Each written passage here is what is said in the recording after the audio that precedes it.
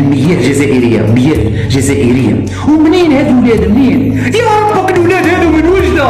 وجدة هي من كانت تطعم وما كانت من كانت تسلح الجيش الجزائري مثلا في يوم الإبان الاستعمار. وجدة هي من كانت تدعم الثورة الجزائرية في وجه الاستعمار.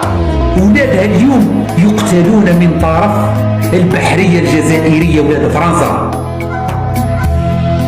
وجدة التي كانت تقدم الأكل والشرب والسلاح والملبس والخطاب والدفاع والحطب وكل شيء للثورة الجزائرية. ولادها اليوم يموتوا في البحر في السعيدية تحت حكم هذا الجنرالات الخونة.